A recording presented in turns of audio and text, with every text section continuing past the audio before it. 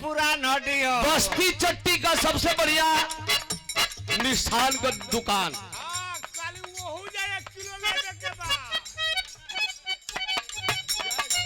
जय नारायण यादव। तिराहीपुर में राम नारायण यादव, बस्ती में जय नारायण यादव।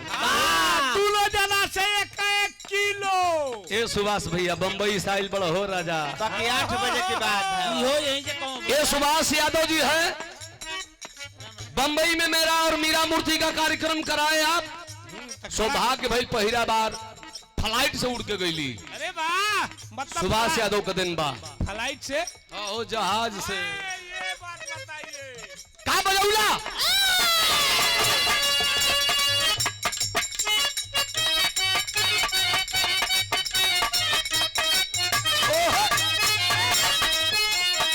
बारे जिला गाजीपुर। ए रुचि अब नीचे मत तक बच्ची। हाँ तन देखा भैया। पूछो ना बची। तने पीछे हटाओ सुभाष भैया। हाँ देख ले भैया, ये हेर का घूची है।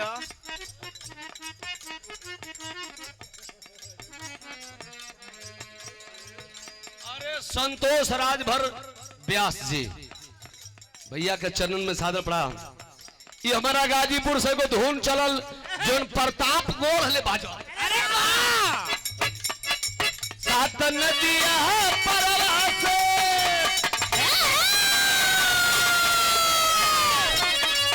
तू साधु आइन रहो। आई एम श्रीकांत लंठ महाराज राम केवल यादव। जे ना मान लो के हम मनैला तोहर काका लागिला। हमर प्यार तोरी मौसी से हो गई। एक नंबर सात नदिया परवा से रुचि। सात नदिया परवा से मर भैया।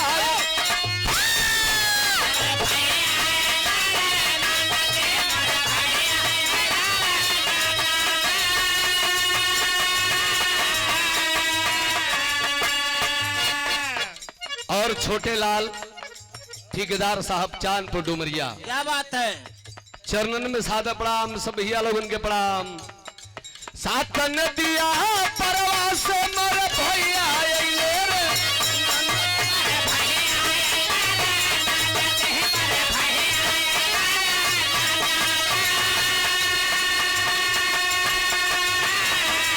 अमर भैया अइले रे नाना दी।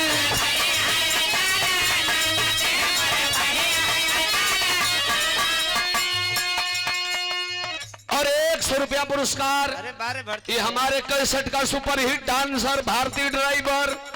इसके कमर का कोई जवाब नहीं है। जब मेरा और मीनाक्षी राज का एल्बम हुआ तो इसने जीप के ऊपर चढ़ के डांस किया था। उसीलिए तिराहीपुर पुल बना था। 100 रुपया पुरस्कार रामपुर से हमारे फूफा सूर्यनाथ यादव जी, फूफा की ओर से स्वागत। ए भारती हाँ तनी कमर हिला रे बाबू रे। अरे मोई रे मोई। सात नदिया परवा से मर भैया अइले रे नाना जी। आए राकेश भैया हो।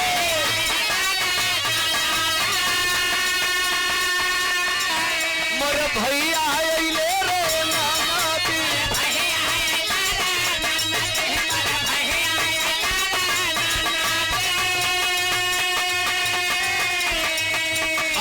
भोन हित के बोलावा हो है 2000 में काम ना चली।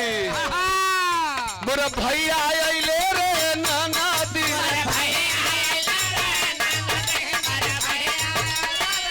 काम से लोहार को छवि दिखा दो। हमारे बहुओं जान जा लोहारपुर में रामकुल को कैसन परिचय बा। मोर भैया अइले रे नाना दी।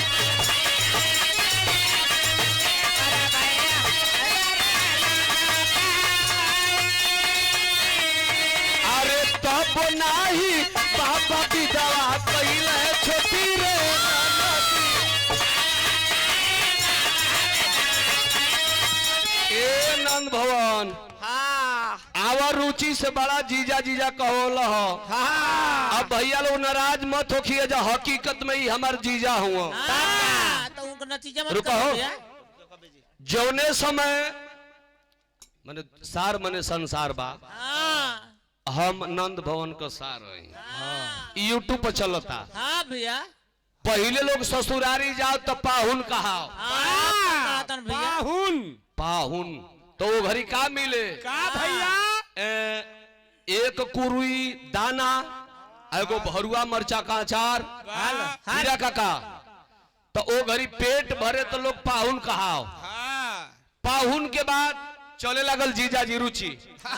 तोहरी जमाना में का चले के बताओ थी हम जीजा जी तो ई हमार जीजा जी हूँ तो जीजा आवेलन तो का मिलेला 2 रुपया का पार्ले जी बिस्कुट। हाँ ल जीजा ला मने एगो बिस्कुट खा लो। हाँ अब एगरी फिल्मी स्टाइल चलता जीजू वाह जी जू तो का मिलता है तनी नमकीन हाँ आ छोटी चुकी गिलास में चाय मन लग जीभ जार लो। हाँ पाहुन से जीजा जीजा से जीजू हमारा ये बुझाता कि 5 बरिस के बाद एक उल्टा हो जाई। हाँ करी बात हो गई जूजू।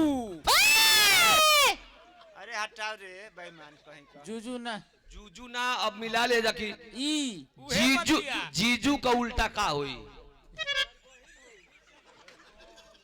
उतने इज्जत होइए सार ससुरारी हुई। हाँ हमारे के कहते तो तू इन लपटा जी 2500 रुपया पुरस्कार हमारे राकेश यादव जी सलारपुर लोहारपुर पलिया से भारती तन दे दे बाबू। ए मुन्ना दे दो। अरे वाह बारे मुन्ना वाह भारती ड्राइवर बीडीसी प्रत्यक्ष तना चले हाँ अमर भैया आइले रे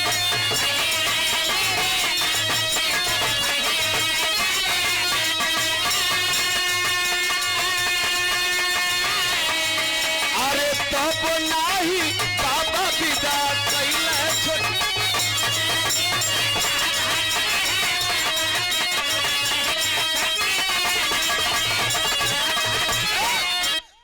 ई पुरान हो गई।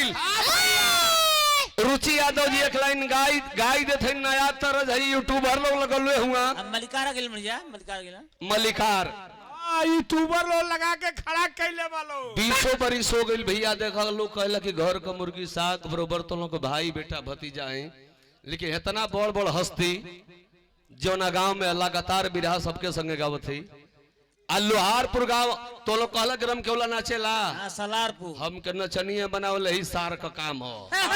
कहे से इहे लेके भागल रहलन। हाँ ये न चौलो रुचि हम नाचत रहलनी ना कौन माई के पेट से हम नचनिया पैदा थोड़े ना है। भैया ना ना अब वही तो इनका हर हथियार मैं सही बा। हाँ आज का डेट में हुए मार्केट बा नाचे गावे तूरे तान वही का दुनिया राखे मां। अब एगो नया धुन सुन ले जा रुचि ने लड़की बियाह ओकर बियाह भइल गइल ससुरा मरद चल गइल सऊदी अरब अब ओकर मिलन हुआ फोन पे फोन करता चल गेल त जाए द न हाँ हम बनी ना हमरे से बतियावे ए सोना हाँ आ तब एक दिन बुढ़ावा हीरा काका नियर पकड़ लेलो। हाँ नती लग जेबो क्यों न कोना कलश के दादा ई पतोहिया कहां बतियावत थी तो बुढ़िया सुतल या ससुर से अपन पतोहिया कहते कि ए बाबूजी हाँ हम नैहर में गड़बड़म तम गड़बड़ंतम कई के वीडियो काली ई ततीना रतिया रो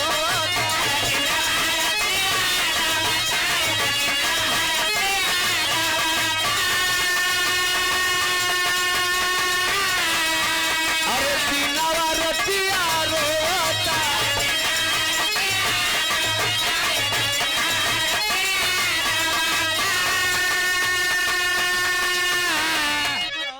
डांस होई देखाई ओढ़ के होई उ कहता न पाऊं हई ओर के तब ए का? पाहुन त हित देव 500 रुपया तब न सार नाच हां ठीक है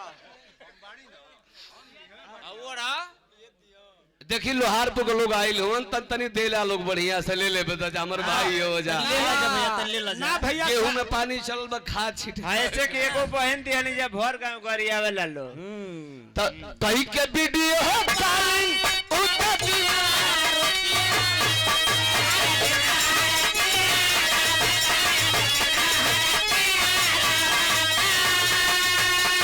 अरे दीनावा रतिया रोता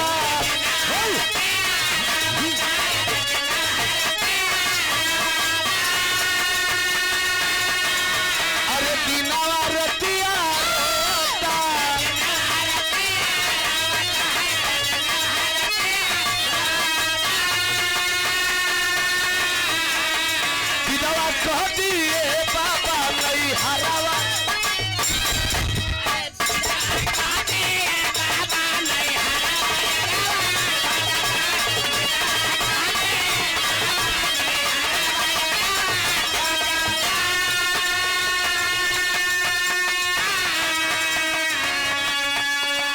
और ये पुरस्कार नंद भवन यादव जी जो लोहारपुर ग्राम सभा के मलिकार है, हमारे राकेश यादव के मलिकार हैं।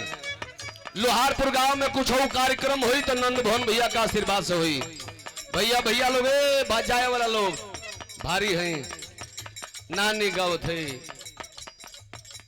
अरे घर का मुर्गी हो, घर का भाई है, घर का देवाल लड़ ले तब का घर का मुर्गी कहीं अंडा दे दे तो घर ही आई। बारे भाई वाह। शिवानगी स्वीट हाउस भैया को ओर से 51 पुरस्कार। भैया के सादर प्रणाम, सकल पंच लोग प्रणाम। इतनी आनंद है यूट्यूबर भाई लोग हम तनी ले लोग ये लोग सोच के आये लोग, ये लोग बाल बच्चा छोड़ के आये लोग राम को रुचि के भी रहा बा। एक और संत गवैया, एक और लंठ गवैया। कारे भारती तो सामरी सूरतिया ओकर दिलवा है मार मोहता।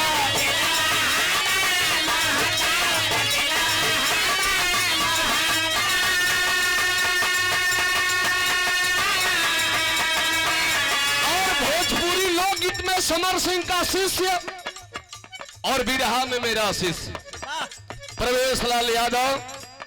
हम चाहेंगे कि बाबू थोड़ा मंच पे आ जाओ। ये तुम्हारा विभाग का गीत भाई के आलोक भाई लिखल है। सामरी सूरतिया ओकर दिलवा हमार मोहता। ऐसा बात बा कि सार बहनोई जे तरह वो तरह हिलला जा, फेन सार बहनोई हिला जा। अरे हमनी का मनबे ना कर। सुनो, हम इनका गाना गाए तभी हिली। हाँ अरे दिलवा हमार मोहता।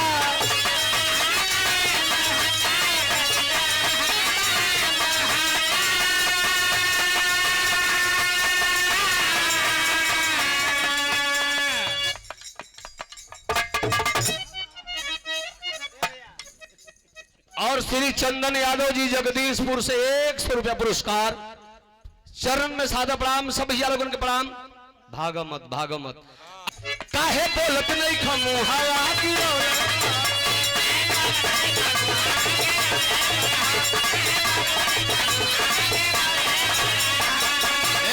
भैया का जइब रुक बिरहा पीरस गाई। अरे भाई आई लो इतना दूर से आई लो कहिले कि कुछ कंटेंट ना दे राम केवल रुका लो। काहे बोलत नहीं खमनवा गिरोले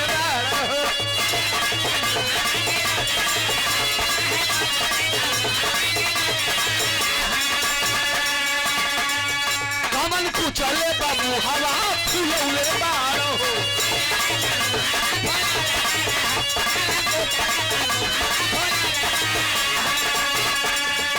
परवेश कबले बड़ो रुचि कट के आइल रहे धान भौजी सूतल रहे उतान। सोचली कि बोल जाई तेरे कोल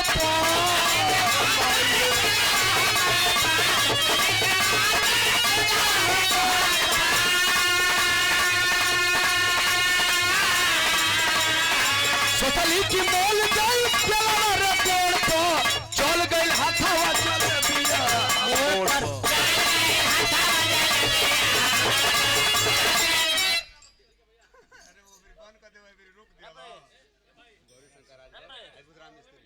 गौरी शंकर राजभर जी जुगनू मुबारकपुर से प्रधान पद के भावी प्रत्याशी है, 100 रुपया पुरस्कार। और बुधराम मिस्त्री जो गाड़ी नहीं बन पाती है उसको बनाने का काम, जो गाड़ी नहीं बिगड़ती है उनको बिगाड़ने का काम और बनाने का काम करते बुधराज मिस्त्री। मरचू भैया काहे बोलत नहीं काम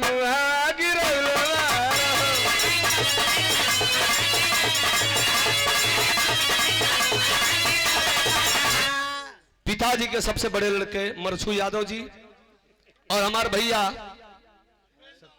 उपेंद्र यादव जी, दोनों भैया लोगों को पुरस्कार। चरण में साध प्रणाम काहे बोलत नहीं खामू हवा गिरौले बारो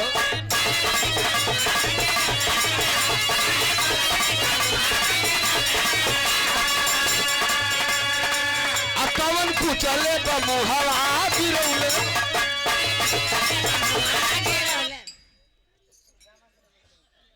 आई पुरस्कार हमार गुरुजी रामासरे पासवान पिडारी सुपरवाइजरी का नौकरी करत नहीं रुचि बड़ी बड़ी ए भैया 42-43 साल तनख्वाह रहल हाँ वही ये रामासरे पासवान पिडारी वाला हाँ ये हमके बिराह बिरही में लिया के ढुका दिया साला गजन हो गई आई हम श्रीकांत लंट महाराज अरे उनको बुलावा भैया मुझे ऐसा शरण में साध प्रणाम रामसरे पासवान जी और ये रमेश पहलवान जहूराबाद उनके भाई हैं मदन अरे वाह भैया आपको ओर से पुरस्कार चरण में साध प्रणाम क्या बात है मुन्ना भैया पिडारी से जनावत आवे था जब बड़ाइल बड़ा जाओ बिरहा बिरस का गावत नहीं राम नारायण के जाके पकौड़ी बनावे को जाके बनई हन हाँ ई लोग कहले कि चल रम केवला घर एक बा कटहियो में 3 के गइबे न अब करी तो हाँ। त रसमलाई कहवन को चले बा मुहावा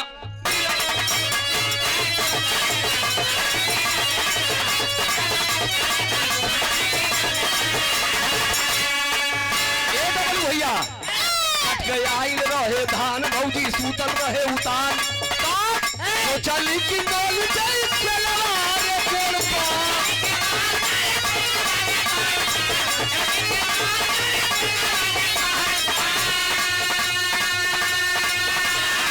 सोचली की मोल जाई चलवारे कोल पा चल गइल हम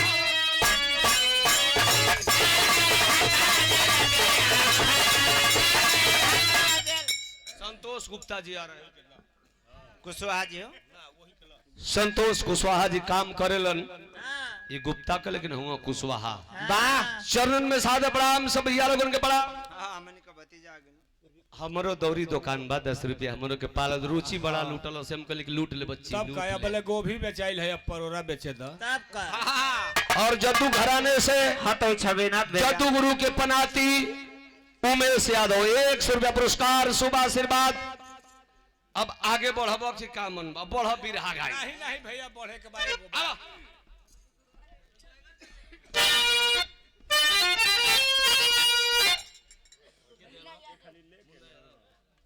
और हमार मुन्ना भैया 51 पुरस्कार शरण में साध प्रणाम सब भैया लोगों के प्रणाम बढ़ जा हमारे भाई लोगों को एक रम टोला बुलावे लगे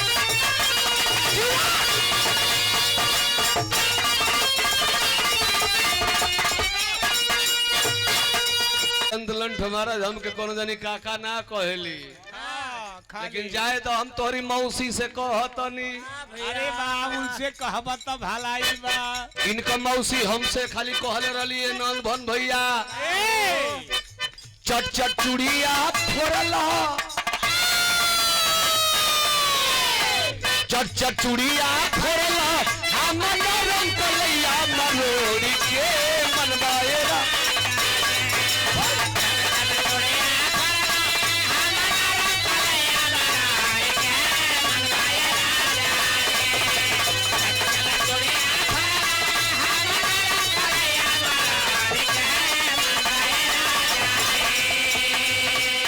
चट चट चूड़िया फोड़ला हमर रंग कलैया मनोरी के मनवाए राजा जी अरे अब का खटिया खटिया तोरी के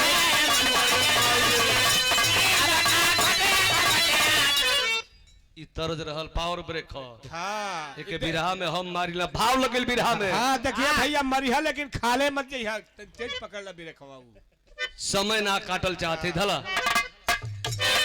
दोनों प्राणी भगवान शिव के बाबा धाम जाके जल गिरा बतड़न आ जल गिरा के आ दोनों प्राणी जब चलल बड़े तब पाणे जी से पढ़ाइन कहताड़ी का कहतारी ए जी अरे कहे पढ़ाइन की सुनाए पारे अरे कहे पढ़ाइन की सुनाए पारे नहीं करी हमें छाई हो लागन सुना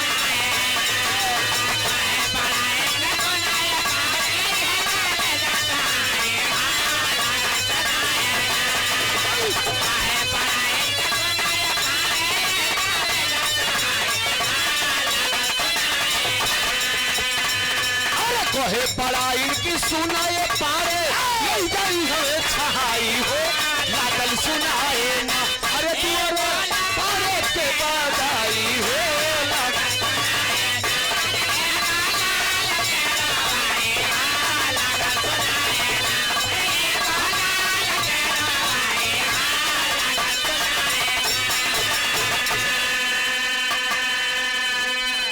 दोनों प्राणी भगवान शिव के रुचि जल गिरा के हाँ गिरा के जय शिव गुरु देखते बड़ा जगह गौवा में गावतड़ी सा मास्टर के तेरे भैया एवं प्रकाश जा तड़ी सा शिव चर्चा में तो गावतड़ी सा कि जाग जाग महादेव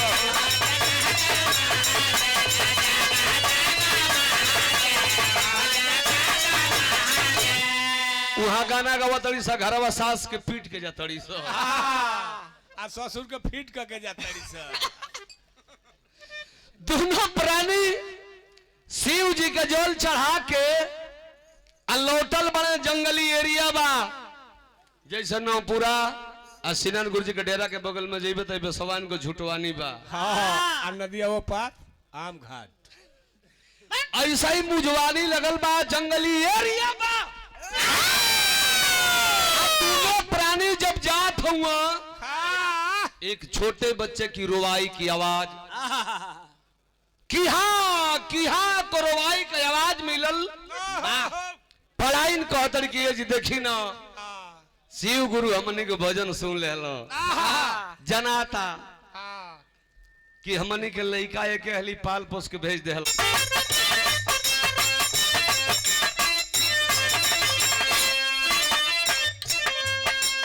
जब बिरहा का भाव बढ़िया होला हो हमार भैया लोग तो तरज का कौनो मतलब ना होला हई देख हमारा बिरहवा में मोड़ का हो गईल पार कई दियल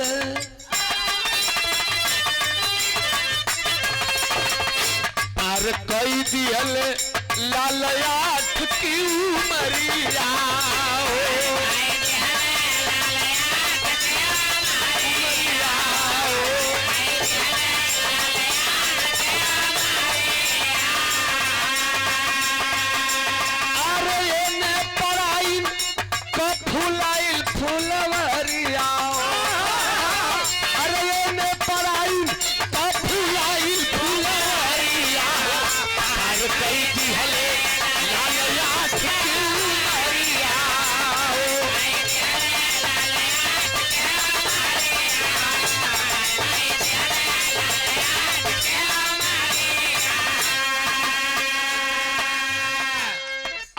बरिस का समय बीतल बा आ तबले शिवराज पंडित जी की मेहरारू को गर्भ रह गईल आ गर्भ रह गईल तो चौथापन में बारे भगवान ओ शिवराज पंडित जी की मेहरारू के गोदी से एगो बेटा का जन्म दे दिलन।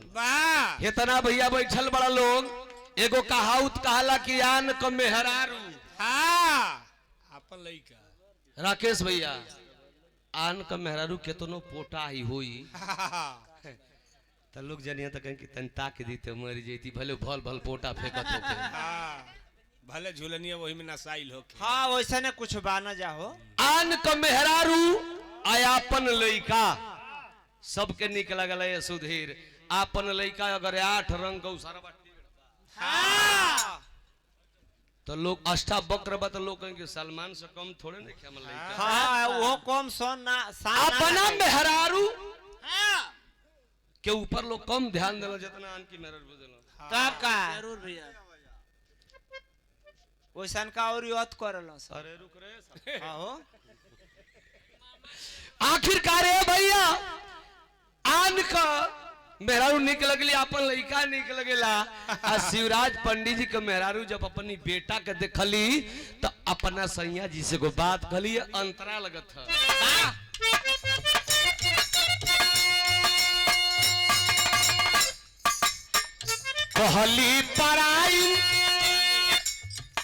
कहली पराई में आगे बढ़ी है जमेला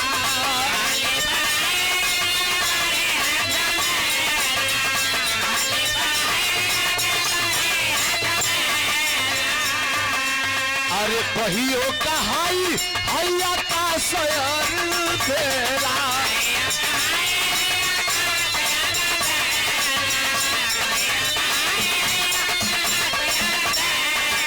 अरे दूसरा तो जामल ले दाई सदरिया हो पार कई दियल लाल आठ की उमरिया जब शिवराज पंडित जी की मेहरारू का लड़का हो गई तो एक दिन रात के समय में राकेश भैया बड़ी मौका से मेहरारू कोनो बात कहेली सर हाँ भैया ये दर्द के भी रुचि का जनी हो ना इसे के भी बूची भरी ये- ये बात के आखिरकार शिवराज पंडित जी का मेहरारू शिवराज पंडित जी से आएंग मौका पर कलश किए जी ई लाइन के बोलेला हीरा काका कहल त करबा यापन लेकिन मानल बात हमार पंडिताई ने अपना पंडित जी से कहले कि ये जी हई जवन लइका पावल लइका पालत पोसताड़ो कहियो जवान होके हमारी लइका के आधा हिस्सो लई आ लौड़ पटाका करी ओमे और धेला ही कहाई ऐसे बढ़िया बाकी है सैया जी कोनो का लइका ना हो खसो तले जाके आकाशवा का दे दो नहीं तो कोई पैसा पर बेच दो शिवराज पंडित जी कल का कली है तो कभी का कली अरे अरे मुड़गड़ नहीं ताक का कले बहुत मारी मार ऊ मारम मारम की अनहा हूँ यही लइका का देन बाकी आज लइका खेलावा तड़ी तू तब कह तड़ी की खेद दो आकाशवा के कब्बो हम अपना नजरी से दूर ना करब शिवराज पंडित जी के मेहरारू के तो जाओ वही के लेके सूती है एको दिन भेंट ना हो कहाँ जाता आगे काहे हो देखो मर्द दुई नस का होला हमार जीतू कभी बैठल बड़ा जेकर लिखल गाना गौले लेकिन रस में मिला के पिए भंगिया मर्द दुई नस का होला एगो मोटकी नस एगो मेहिनकी नस कारण का मतलब जौन मोटकी नस का मर्द बड़ा उ हमके इनाम देता जौन पतरकी नस का बड़ा सो भागी गइलो सो पतरकी नस वाला खाली मेहरारू के इनाम देलो सो मरद के ना दिल अब समझिए जे के हो तब का ए भैया ए आखिरकार पतरकी नसिया पंडित जी के ध के लगल लपेटा है उसके सुना जब वही पवलका पे लेके रहबा ना जा जा एको दिन ठेकी ना ना ना एक ठंडा उसे ही रह बोरे रह जाए एको दिन ना ठेकी जा ना ए भैया मेहरारू के दबाव में पंडित जी भइलन हा कहला कि रानी तू अब जेवन कहबू हम तेवने करब कहली कि कहबा ना करबा ना हमर कहल भाई जो लइकवा पवलका पवले हुआ अब हमके भगवान देइए दिहला तो ई हमार बेटा हई पावल बेटा हमके ना चाहिए के हटावो वाह बारे शिवराज पंडित जी जो ना बेटा के 8-9 साल से पलले पोसले बना हो विराह सुने वाला भैया लोग ई माया का नगर है आज वो बेटा के अपना नजरी से दूर करे चल देलन नंदलाल यादव प्रधान जी की ओर से 50 रुपया आइल बा वो समर्थक हो समर्थक अच्छा समर्थक साहब की ओर से आइल हाँ तब का प्रधान जी के चरण में सादा प्रणाम समर्थकों साहब के प्रणाम जो नहीं मिले तो ठीक है गाड़ी चलते बा ठंडा का दिन हाँ वैसे तो 5 गो कमे होता ये कैसे भैया और ये 500 रुपये पुरस्कार बीडीसी प्रत्याशी सिंटू यादव एडवोकेट साहब आपकी ओर से भाई के बहुत प्रणाम सकल पंचलोकन के प्रणाम बा 8-9 साल से पलले बड़ा लइकावा के दूर कर चल देलन इतना भैया बैठल हुआ लोग कहानी पे ध्यान दिया लोग तरज एको नहीं खे हमारा बिरहा में नजरी से दूर कर चल देलन कहा लगैलन बाबा धाम के मंदिर से जे भैया बाबा धाम गइल हुई बाबा धाम के मंदिरवा से पहले जसडी स्टेशन बा उसी स्टेशन पर एक होटल वाला है जिस होटल वाले का नाम है राम निवास यादव राम निवास यादव के होटल पर लेके वो पावल बेटा के गइलन ह कल कि भैया हमारे मेहरारू रोज बीमार रहले, हमारा लइकावा के रख लेता, कुछ पैसा तनख्वाह देता, हमारे मेहरारू के इलाज हुई। राम निवास यादव 500 रुपया पर उस आकाश बेटे को रख लिया। आखिर भाई लगा बाबू कुछ देबा, बीडीसी प्रत्याशी भारतीय ड्राइवर सपोर्टर सिंटू को। हाँ ठीक ठीक चापो चापो। ता बहुत प्रणाम भारती भैया के सकल पंच लोगन के प्रणाम। ए भैया आखिरकार ध्यान दली बिरहा 10-12 मिनट बिरहा बचल हो। राम निवास यादव के होटल पर लइकवा के छोड़ के चल गिलन। ए रुचि 1 साल बीतल, पंडित जी तनख्वाह ही लेबे ना आइल। सुभाष भैया तू लमहर मरद बड़ा गेड़ी दी हेलो तनी हटा ना। गेट दिला तो पानी तुरंत नहीं खेड़ा।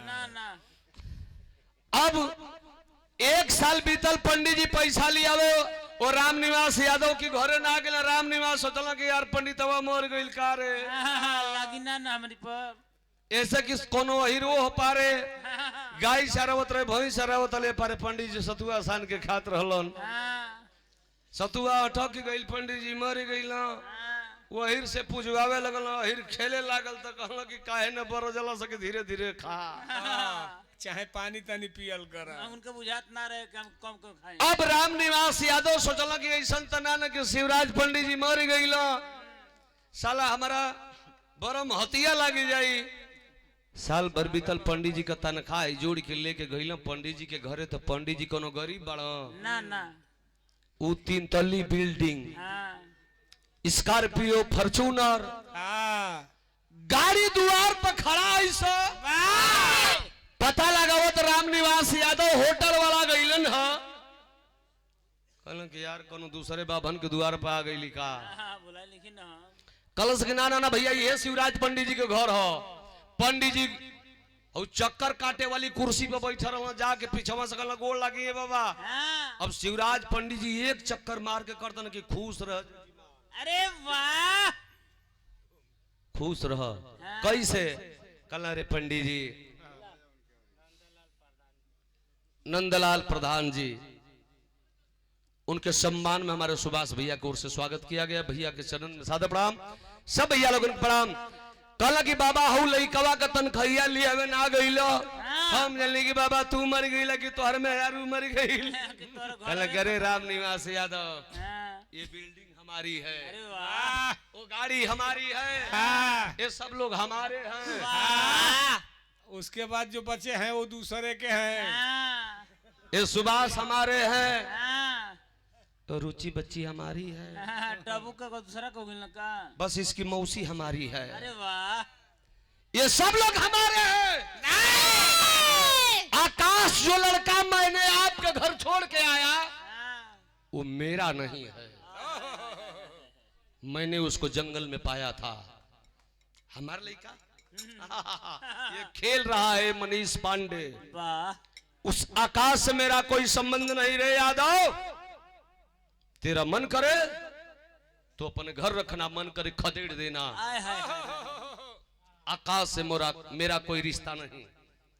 राम निवास यादव सोचे लगलन, हमर माई हमारा मेहरारू के एक बार बजनिया कह दिला। हम मेहरारू के लेके आके हे भगवान भोलेनाथ, प्लेट गिलास थरिया बर्तन धोइला, आज ले कहू औलाद ना देला। आज आकाशवा ए दुआरी से वो दुआरी खेदल जात हो, घरे जाई मेहरारू से बतियाई, आकाशवा के आपन बेटा बनाई। बारे राम निवास यादव अइल न घरे, दुल्हिया से कहला कि रानी सुनन हो, है जो लइकवा प्लेटवा गिलसवा घर थरियावा धोइला न, एकर माई बाबू केहू नहीं के पंडित जी का दूसर लइका बाबू पवले हुआ। एगो काम कल जा कि के हमने का आपन बेटा बना ले जा। आज दोनों प्राणी ओके आपन बेटा बनौलन, ओके नहौलन धोौलन, स्कूल में एडमिशन करौलन, लइका पढ़े लगल, इंटर पास कैलस तो तेरी के भाव लग गई। और श्री विनोद यादव भीटा भुआरी जिला पंचायत सदस्य बढ़ के प्रत्याशी बन, सदस्य बन तो 100 रुपया निक नहीं खेला गया। प्रत्याशी हुए तो नीक होई, सदस्य हुए तो गड़बड़ बा। नहीं हो सके। देरी लगत है मास्टर।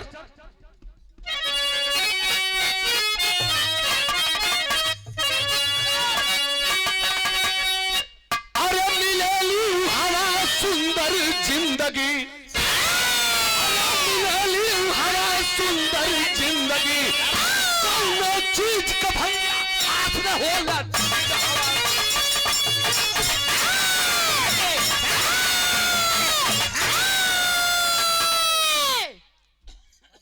कौनो चीज के भैया आस न होला जहवा।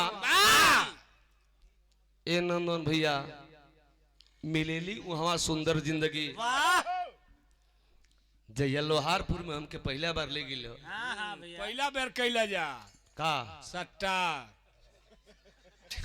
तो ये तू ना रहल ऐसे अगुताइल बड़ो। यही से कैल। तम ये सोचली कि झंडा पर भी रहा लोग थुअन हाँ हाँ ऐसा तना तो जद्दू अखाड़ा का मान सम्मान बिगड़ जाई, लेकिन बच गई ला बचत रही। जब तक जी मर जाई मंजूर बा, लेकिन ताव बर्दाश्त ना हुई। ना भैया वही झंडा में डंडा तोहार रहे। तब मिलेली उ हवा सुंदर जिंदगी, कौनो चीज का भैया आस न होला जा। लइकवा गई थरिया बर्तन धोवे, पा गई प्यार माई बाबू का, अब माई बाबू का प्यार में पल के इंटर पास कर लेहलस। आ गई महीना सावन का, कांवरिया बम यही चौधुरिया नहीं है। कांवरिया बम अपन अपन कांवर सजौले लेके बाबा के नगरी में चलन। बोल बम जय शिव, बोल बम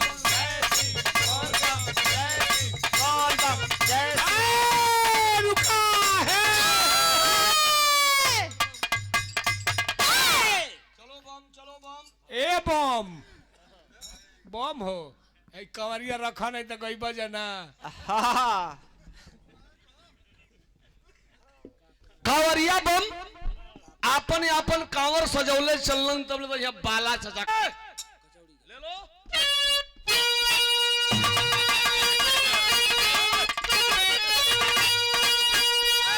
अरे सुन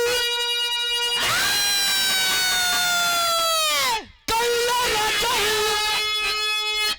वो सुन कैला बाला कचौड़ी गली सुन कैला बहलामू अमित कयाई कैला करना बोलाई कैला करना होटलवा पयाई गईले करनल। अब बाबा धाम का मेला जगमगाइयो, होटलवा पयाई गईले करनल।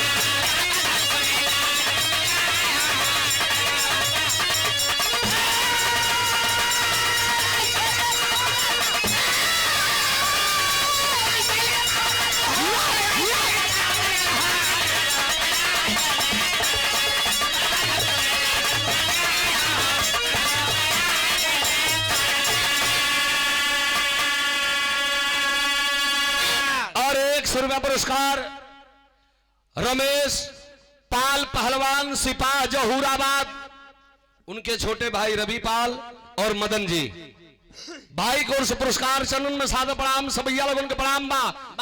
बाबा धाम का मेला जगमगाए हो, होटलवा पर आई गईले करनल। के आइल? एगो करनल साहेब, एगो एकदम पूरा फैमिली के साथ, हाँ साथ फैमिली के साथ अपना मेहरारू के लेके आ बाबा धाम का दर्शन करेलन हो। आ राम निवास यादव कमल कैनिया समोसा बनाई बनाई के अरे वाह कढ़ाई में छनती बिना लहसुन प्याज का। हाँ हाँ हाँ जय शिव, जय शिव, बोल बम, बोल बम, जय शिव, वाह। जय शिव। सावन का चलता है हाँ, महीना। सावन लहसुन प्याज नहीं खाने का। बोल बम, बोल बम, तोहरी मौसी की बोल बोल बम। बम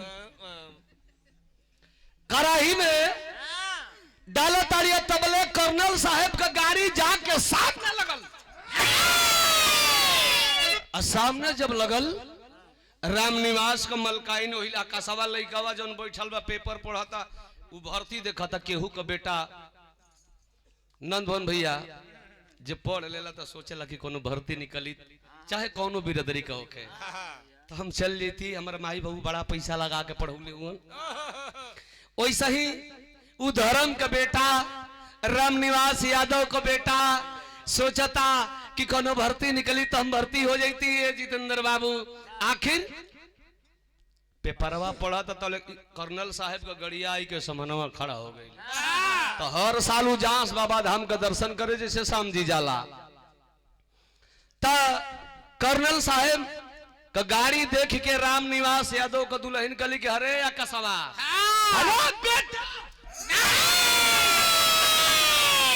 बड़े लोगों का प्रणाम करने पर यह जिंदगी संवर जाती है रे बेटा। देख सामने किसकी गाड़ी खड़ी है, जाओ प्रणाम करो। पेपर पढ़ रहा है लड़का, पेपर फेंक दिया। कर्नल साहब के गाड़ी के पास गया, गेट खोला, साष्टांग प्रणाम किया। कर्नल महोदय साहब उनकर मेहरारू ए रुचि वो धूपी चश्मा आय हाय बुझाओ कि खोद दिला पर खून बही जाए। इतना गोर रही उन्हों का गोड़ लगलस। होटल में लिया के आइल रामनिवास यादव का लड़का, जग में पानी मीठा देला। साहब पानी पी लीजिए। साहब आइन पी ले। हाँ पानी में गिलास पानी पी ले। पानी पीने की बात जब बोला तो कर्नल साहब रामनिवास यादव होटल वाले की मालकिन से कह रहे हैं कि ये बताइए मलकाइन, ये जो लड़का आपके होटल पर रहता है, हम 5 साल से आते हैं, हम आज तक नहीं समझ पाए कि ये आपका बेटा है कि नौकर है। रामनिवास यादव का दुल्हिया हाथ जोड़ के कल के कर्नल साहब रउआ देश के चलावता नहीं, रउरा कंधा पर देश का बोझ बा।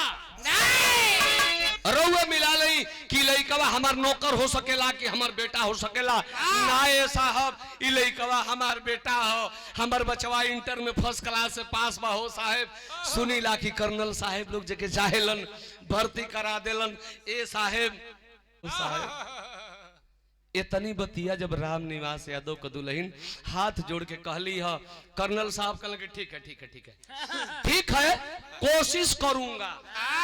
कोशिश करूंगा। लियो लियो लियो लियो।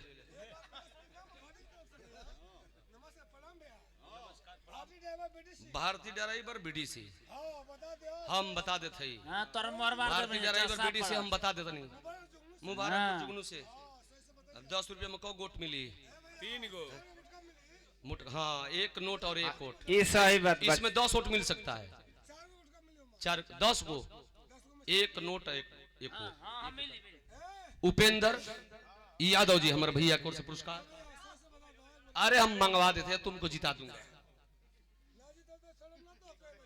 श्याम बाबू सिंह सिवरी भीखम से ये पुरस्कार चरणन में सादा प्रणाम। सब भैया लोगों के प्रणाम। बिरहा सुने वाला भैया लोग बिरहा से ध्यान ना हटाओ जाई भैया। 100 पुरस्कार भोजपुरी कीर्तन के पूर्वधा गायक छविनाथ निषाद जी। मैंने के भैया का सहयोग शिव बच्चन मोहरिल साहब, इनकी टीम चलती है। ये लोग ढोलक बजावेला हमारे छोट भाई बम बम बम बम। हाँ ठीक है। हाँ तो लोग बहुत बढ़िया साटा चलता है, इसके खैला से मतलब बा। भैया के साथ प्रणाम, सब लोगों के प्रणाम बा। ध्यान भी रहा पर रहे बाबू। आखिर होटल पर बड़ाई कैली है कर्नल साहब के। साहब सुनीला कि कर्नल लोग जगह चाहेलन भर्ती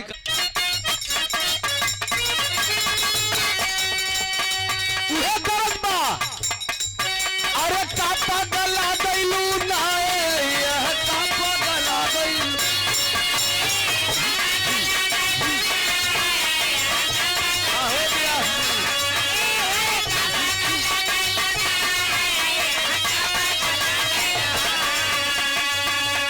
हम तो खुदे रहिया और रहिया, हम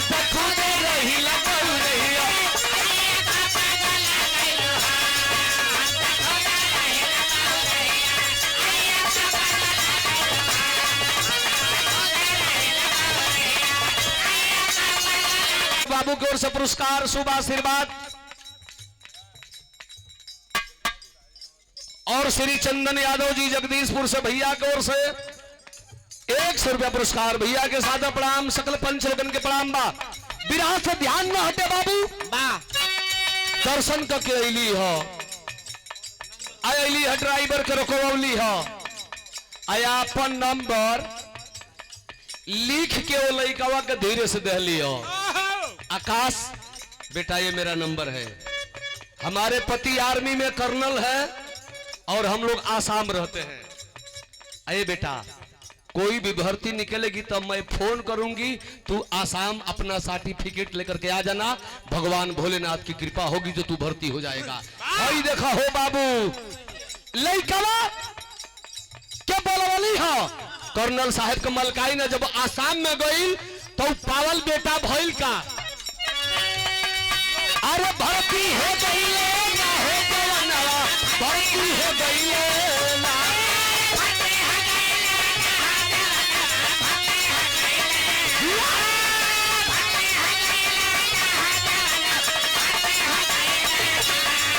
अरे भर्ती हो गई ना हो जवनवा, भर्ती हो गई ना, भोले बाबा के भोलल नयनवा, भोले बाबा के भोलल नयनवा, जवनवा भर्ती हो गई।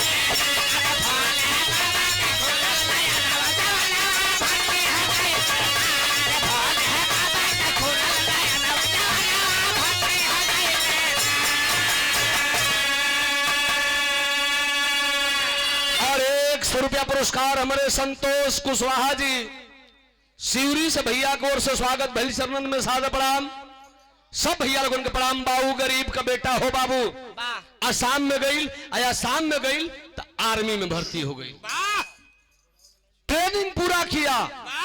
और ट्रेनिंग पूरा जब कैलस, कर्नल साहब आपन नात रिश्तेदार बनाई के वो पावल बेटा के भर्ती करा देलन। ट्रेनिंग पूरा कैलस, कहता साहब कि अब हमारी ड्यूटी कहां लगेगी।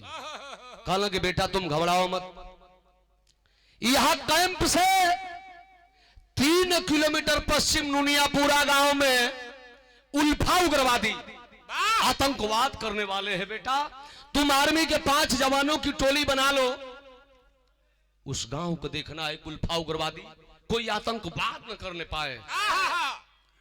एक और कर्नल एक और सिपाही, बात हो रही है, बीच में आर्मी का एक क्लर्क बैठा है जो सारी बात सुन रहा है। लेकिन सिपाही को आदेश हो गया कर्नल के ओर से 5 जवानों की टोली बनाकर लेकर चलना है। जवान चल दिया, तरज बदल गई, सिनारायण जाकर धुनबा।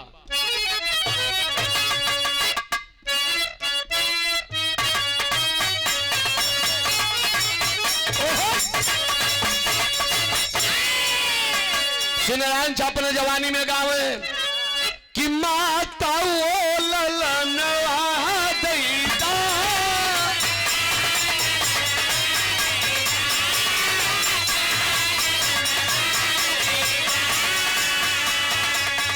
आप लोग बहुत के सुनने वाले, समय लंबा हो जाए, भाव लग गई बिरहा में। अरे चलल बा जवनवा बागी,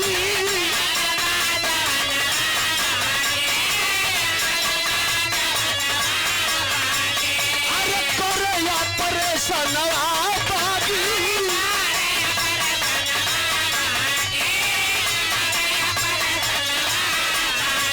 अरे पपियन के छोड़ बुलाई,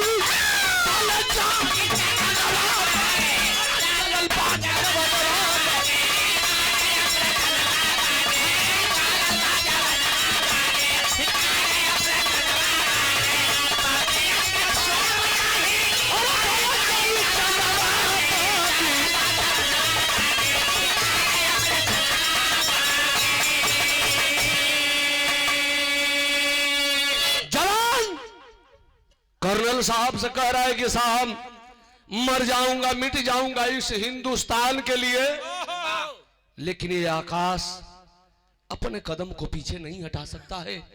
5 जवानों की टोली बना करके लेकर चला, लेकिन जो कलरक बैठा था, आर्मी में कलरक मेरा भतीजा भी है, कलरक जो बैठा था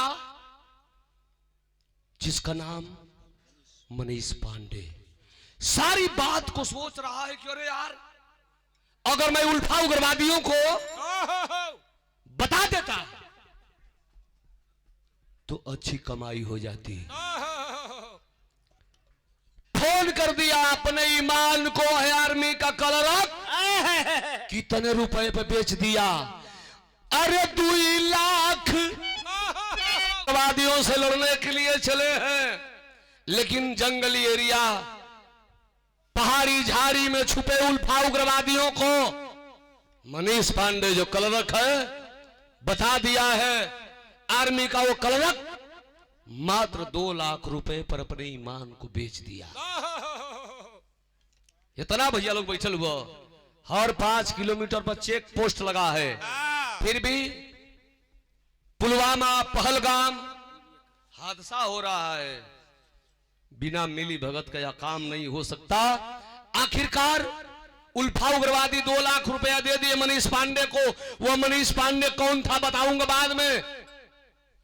2 लाख रुपए पर 4 जवानों को निशाने पर ले लिए उल्फा उग्रवादी, मार गिराए हैं।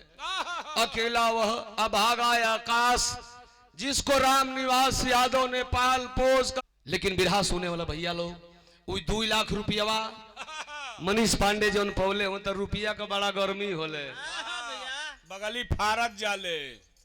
2 लाख रुपया पौले हुआ जो बतौले जासूसी कैले रहा। आर्मी का कलरक साहब भैया तने रोक लिया मोबाइल, ता गैलन कैंटीन में जाके आर्मी का बोतल रहला, एगो जंघा लेहला, वाह जंघा, हो कुकू कुका। अच्छा, अब मार के जब टर भइल AW भैया, तब मार के टर भइल गइल राती के घरे कहत हेलो प्यारी नारसी चीज से क्यारी दराये खलो आई एम सच्चा हिंदुस्तान। वाह बुझा दा बे पानी का मरले बा। दुल्हनिया कलश की राजा जी कवन रूप कलश की पागल करिया अक्षर भैंस बरोबर रह गईलू 85 न जनलू कैसन मथुरा वकासी। पागल दरवाजा खोला तबले मेरा घर से दिन सिटकिनिया खींच दिलस यार देखा नाक ना फूटल। मनीष पांडे उठा उठा, अरे मनीष पांडे कर्नल साहब साली फट दे खोल देती है, नहीं ये नहीं समझती कि हम कौन हैं। कौन है? विनाश फूट गइल बा, हर हर हर खून गिरता।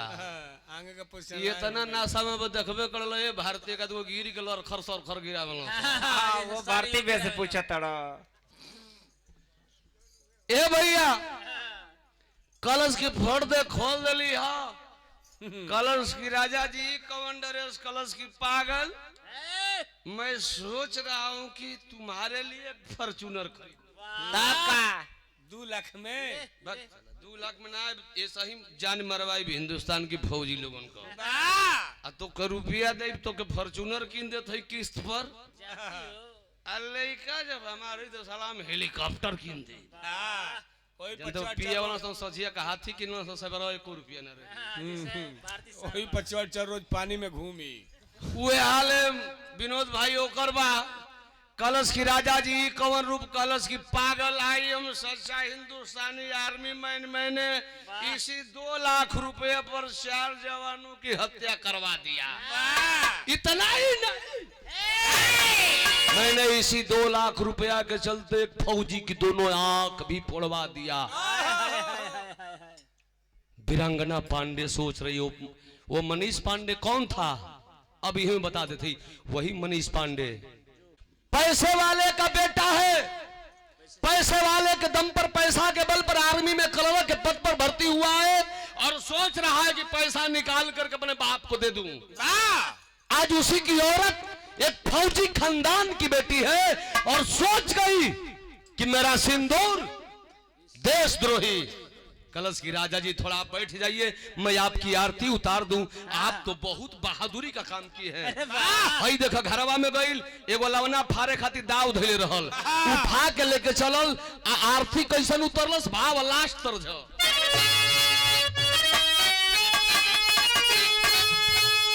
अरे अखिया में नाचो लक्ष्मी,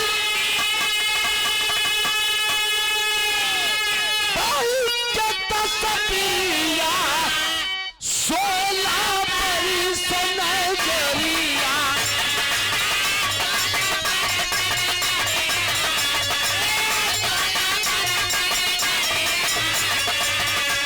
अरे सोला परी नजरिया ना, अरे मरली पीती के कटरिया।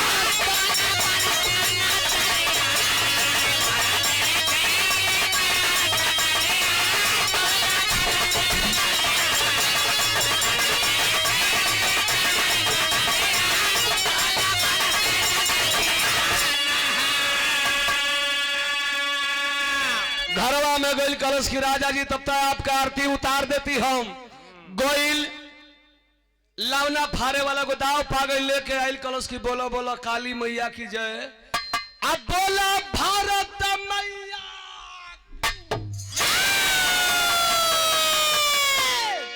जैसे हीरा काका गावला की मुड़िया गेना नियर डगराई, मार दलस घींच के एक दाव वही अंगना में मुड़ी कटा गेल, गोड़वा होकर खसी नहीं। जौन बधियावा रहलन सा वही में गनगना था, आ गनगना था 2 लाख रुपया का चेक छीनलस ले के कर्नल साहब के लगे गई। साहब ये 2 लाख रुपया का चेक ले लीजिए, खून से साड़ी लथपथ। कल की बेटी ये कैसा चेक? कलश की साहब यही 2 लाख रुपया खाते हमार सैया जी हमार सिंदूर देशद्रोही हो गया साहब, मैंने अपने सिंदूर को मिटा करके आई हूं। कल की बेटी तूने काम तो बढ़िया किया है, लेकिन हिंदुस्तान के कानून के नजर में तू मुजरिम बन गई, तुझे जेल होगा। कलश की साहब हमके जेल ना, मुझे फांसी हो जाए वो गम नहीं, लेकिन देशद्रोही पति मुझे मंजूर नहीं। जेल हो गई, जेल हो गया। 1 महीने के बाद कर्नल साहब जमानत पर छोड़ा के ले गईलन ह। कलश के साहब 4 गो फौजिया मर गिलन जे के दिखली ना, लेकिन जो नौजवानवा के दोनों अखिया फूटल है तनी हमके दिखाई देता। कर्नल साहब लिया कोई वीरंगना के जब आर्मी के हॉस्पिटल में गईलन ह, उस समय आर्मी का हॉस्पिटल का डॉक्टर पूछ रहा है कि बेटा तू रहने वाला कहाँ का है, तेरे माँ का नाम क्या है, तेरे पिता का नाम क्या है। इतना भैया बैठल हुआ, वो आर्मी के जवान रो रो के कर्नल साहब से और डॉक्टर साहब से बता रहा है कि मैं किसका बेटा हूँ। 100 रुपया पुरस्कार विनोद यादव जी पान वाले लोहारपुर सलारपुर से हितनाथ की ओर से।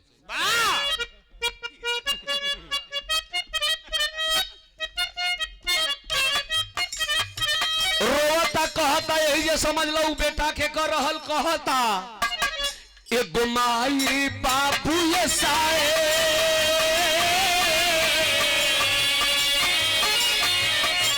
एगो माई बाबू ये साए, झड़िया में फेंकी दी है ये झड़िया, दूसर माई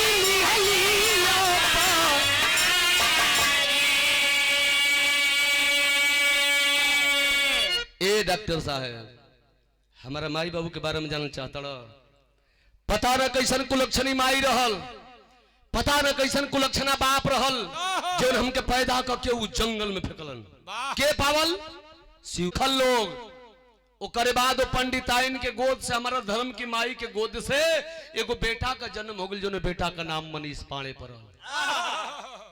वीरंगना पांडे खड़ा होकर सुनत, अरे यार ये तो हमारे घर का पता बता रहा है, ये तो हमारे सास ससुर का नाम पकड़ रहा है, ये तो मेरे पति का नाम पकड़ रहा है, ये तो मेरे परिवार का एक सदस्य है। कलश की साहेब पहला माई बाबू के नाही देखली, दूसर का माई पंडित पंडिताइन, तीसर का माई बाबू के मिलल, तीसर माई बाबू ये साहेब मिलल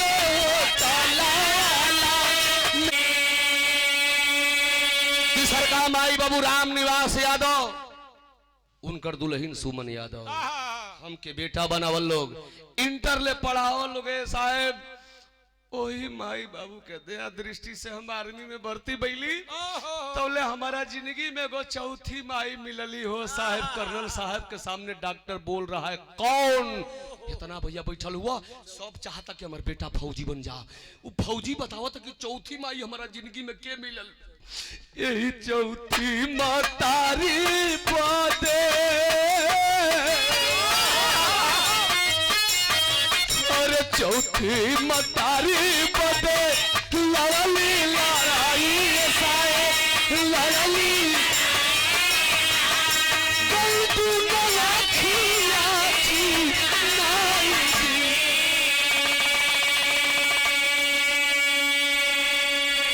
चौथी माई